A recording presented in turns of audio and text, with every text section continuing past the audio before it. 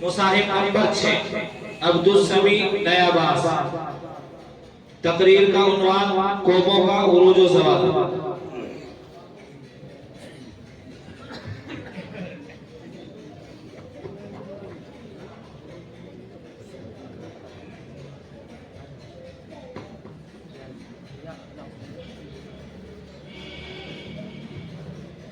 بسم الله الرحمن الرحيم.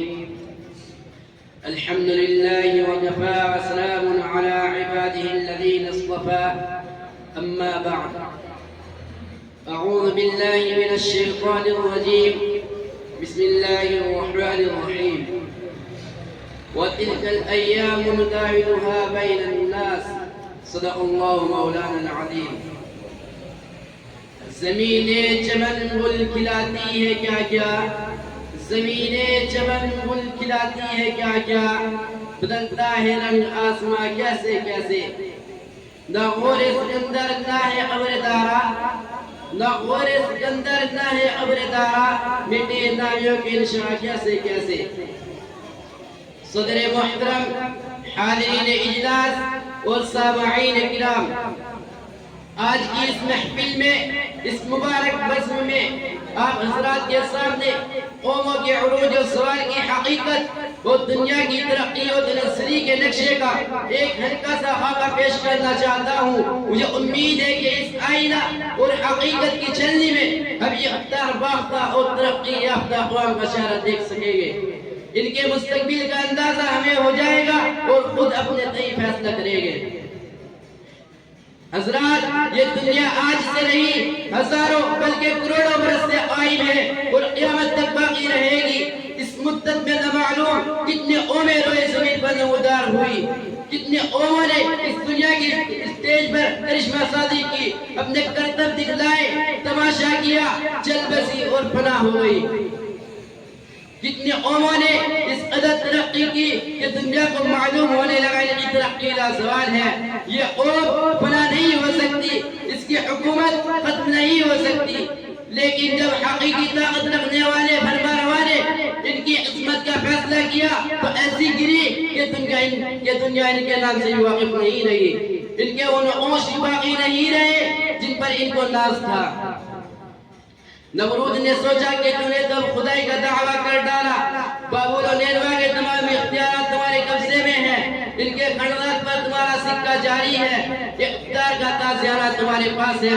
قوت طاقت غلبہ تسلط فوج و سپاہ لشکر و رعایا سب پر تمہاری حکمرانی ہے.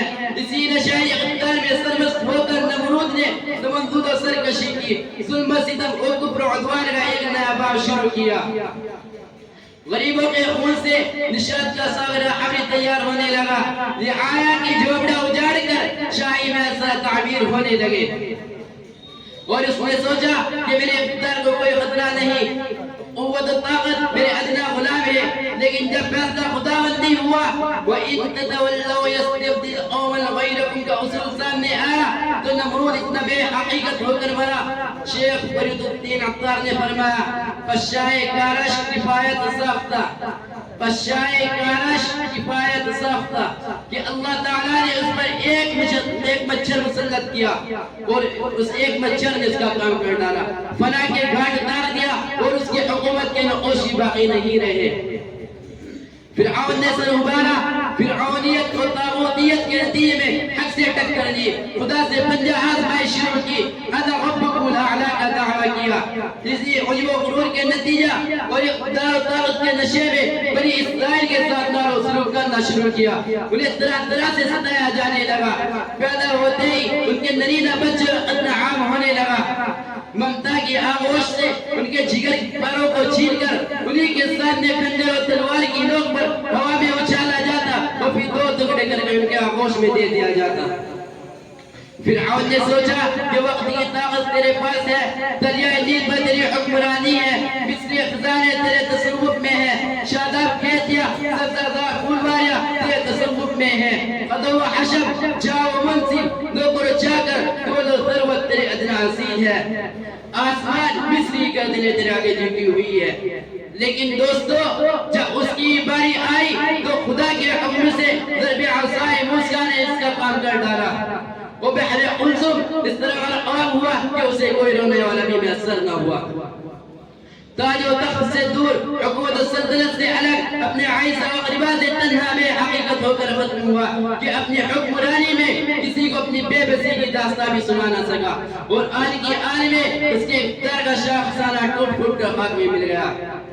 سامعین کرام، واقعہ یہ ہے کہ اس اسٹیج پر کتنے ہی جبابرہ، نماردہ، فراعنہ، اکاسرہ اور قیاسرہ آئے اور اپنے اپنے وقت میں ایسے ایسے کرشمے دکھائے جس نے دنیا کو حیرت میں ڈال دیا، اور دنیا نے یقین بھی کر دیا کہ ان کی ترقی کا سوال ہے. وقت کا دیوتا ان پر مہربان ہے. اب یہ طاقت کبھی ختم نہیں ہو سکتی، ان کے اقتدار کو چیلنج نہیں کیا جا سکتا. لیکن جب اس قوم میں اوصاف جہاں بانی ختم ہو گئی، حکمرانی نے ان کے ذہن و دماغ کو عجب و غرور کی گندگی سے سڑا دیا. لفظ و سرود، انانیت اور ظلم و ستم، خدا سے سرکشی و بغاوت ان کا شیوا بن گیا. تو صدیوں کی اس مستحکم عمارت کو تا خاک کر دیا. شوکت و عظمت کے اس مضبوط قلعے کو اس طرح پھاڑ پھینکا کہ دنیا میں ان کا نام لیوا تک نہ رہا. ان کا جلال و جلد، شاہانہ اقتدار اور حاکمانہ قوت صفاستی سے ناپید ہو گئے. بسے نامور بزیر زمین دفن کردہن، بسے نامور بزیر زمین دفن کردہن، کزستیش بغوئے زمین یک نشان مانت. وآخر دعوانا الحمدللہ رب العالمین.